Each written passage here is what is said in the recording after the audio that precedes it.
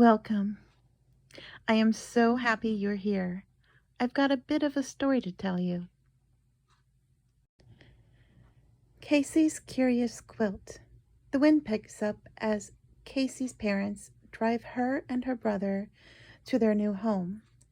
They had been living in the city far away.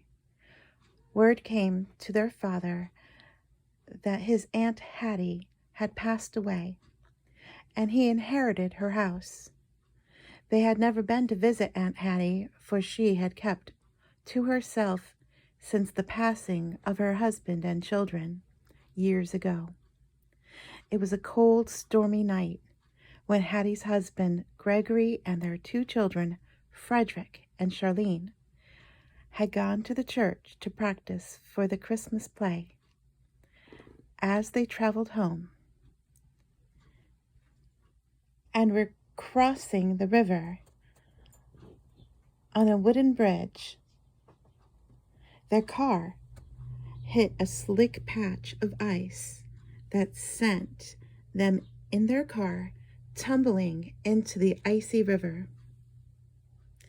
Before a passerby could reach them, the three had already passed on. Hattie was at home, wrapping their Christmas presents, and had fallen asleep. She had just had a dream of the three telling her how much they love her when she heard a knock at her door. A policeman was there to tell her of the accident and of her loss. Hattie spent the rest of her years in seclusion, although others tried to offer her comfort through visits and letters, but they were all turned away. Her needs were met by groceries delivered to her door, but no one was allowed to enter. Before her family passed, she was a school teacher at her children's school. After their passing, she could not bring herself to go back to the school that was held in their church building.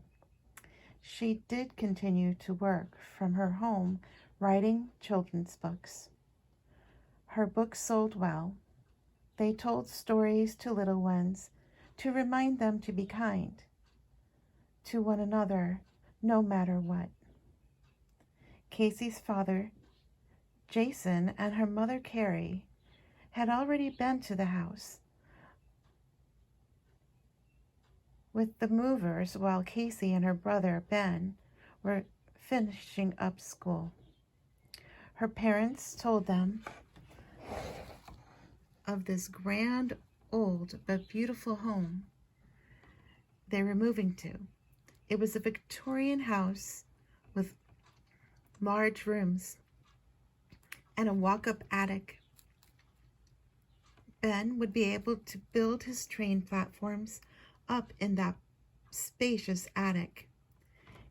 Casey's room was to be in the tower of the home, directly above her father's new office.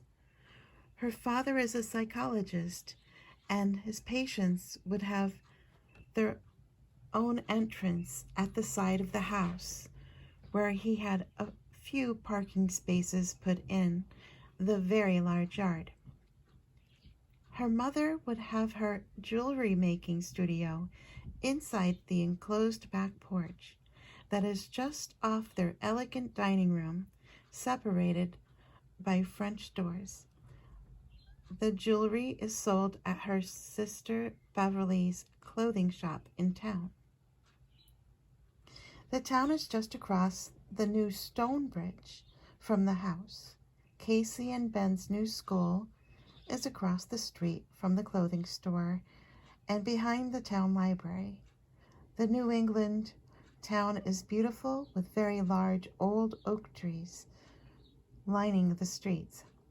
It is very different from the city they left behind.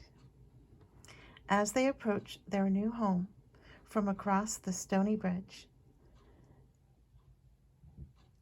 they can see two large maple trees, one on each side of the front yard that has a sidewalk between them that led to the front porch.